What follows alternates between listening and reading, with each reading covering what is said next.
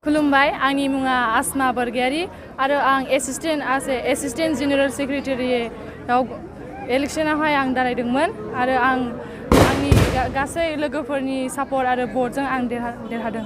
एगेन्स्टआव सोर दंमोन?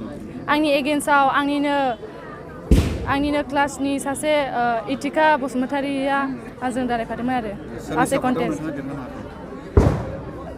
सापर्टआवहाय जोंनि आबसु आरो जोंनि लोगोफोरनि भटजों आं देरहादों।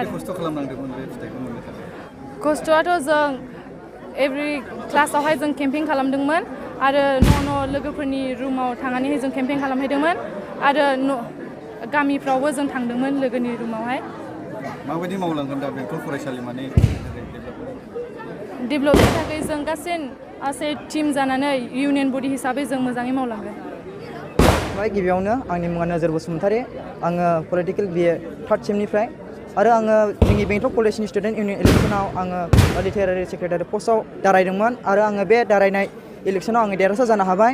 बेनिखायनो आङो आंनि गोसो गोरबोनिफ्राय आंनि सापर्टारफोरखौ आङो बिदिनो साबायखर जासिहरबाय। बिथांमोना आंखौ बेबायदिनो गावसिनि बेसेन गोसा भटखौ होनानै आंखौ देरहासार खालामबाय आरो बेजों लोगोसे जोंनि इउनिट आबसुखौबो आङो रोजा रोजा साबायखर होदों आरो बेजों लोगोसे आंनि माखासे सारमोनखौ आङो साबायखर होदों आरो बेजों लोगोसे जोंनि माखासे टिम मेम्बार्सफोरखौ आङो साबायखर होदों। मानोना बिथांमोना जोंनि टिमनि जानानै गोबांथार बिदिनो खामानि मावदों।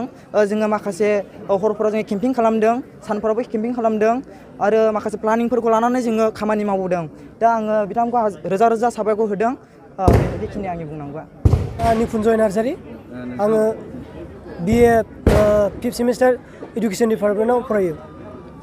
मा बिबानाव देरहानो हादों दा? आं जोंनि बे बेंटल कलेजनि स्टुडेन्ट इलेक्सनाव आं प्रेसिडेन्ट पस्टआव दारायदोंमोन। दा आङो देरहासार जानो हाबाय। नोंथांनि एगेन्स्टआव सोर? आंनि एगेन्स्टआव जोंनिनो डिपार्टमेन्टनि सासे जायख्लं बसुमतारी ब्रादारा आंजों बादायलायनायाव गेलेफादोंमोन, नाथाय बियो दिनैहाय माखासे सापर्टार खमनि थाखाय एसे थालांबाय आरो आं बांसिन सापर्ट मोननायनि थाखाय आं देरहासार जानो हाबाय आरो। माबायदि मोनदों? स' आं दायो देरहासार जानायनि थाखाय आं गावखौनो गाव एसे गोसोखौ मोजां मोनो आरो रंजानाय मोनदों गोसोआव। सोरनि सापर्टआव नोंथाङा दिनै देरहानो हादोंमोन?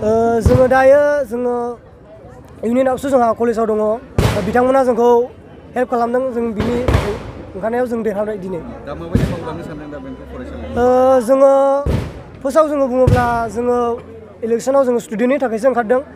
बिनि थाखाय जोङो दायो बेसेबांनाखि स्टुडेन्टफोरनि प्रब्लेम एबा कलेजाव बेसेबांनाखि डेभेलप दं बेखौ आङो मोजाङै मावलांगोन आरो। माबायदि खस्थ' खालामनायनि फिथाइखौ नोंथाङा मोननो हागोन दा? जोङो गोबांथार खस्थ' खालामदोंमोन। सानफोरावबो क्लासफोराव केम्पिं खालामदों आरो लोगोसे मोनानि समावबो जोङो रुम थांनानै जोंनि लोगोफोरखौ केम्पिं खालामनानै जोङो खावलायहैदों जे जोङो भट होनानै जोंखौ देरहासारनायखौ। बेबायदि जोङो नाजानानै दिनैनि समावहाय जोङो देरहासार जानायखौ जों मोननो हादों। नोंथांमोननि एगेन्स्टआव दंमोन, बिथांमोना जेनबाय, दा बिथांमोनखौ मा खावलायगोन दा नोंथांमोनजों ज'यै मिलायनानै मावलांनायनि थाखाय? स' जोङो कलेज होनोब्ला जोंहा बयहाबो जोङो मावखानांगौखा, नाथाय जोङो बे दसे इलेक्सननि थाखाय जोङो आलादा जोङो लोगोब्लाबो जोङो इलेक्सन गेलेदों। नाथाय बिसोरो जेनदोंब्लाबो जों बिसोरखौबो नेवसिनो साना, मानो होनोब्ला बिसोरबो जोंनिनो लोगो। बेखायनो बिसोरखौबो जोङो जोंनि लोगोआव लाफानानै जोङो मोनफ्रोमबो खामानिफ्राव जों ज'यै मावलांगोन। नोंथांमोननि टिमाव नोंथांमोना साबैसे देरहानो हादों? स' फार्स्टआव जोङो बुङोब्ला जोंहा नमिनेसन होनायाव जोंहा 2 रेजेक्ट जादों।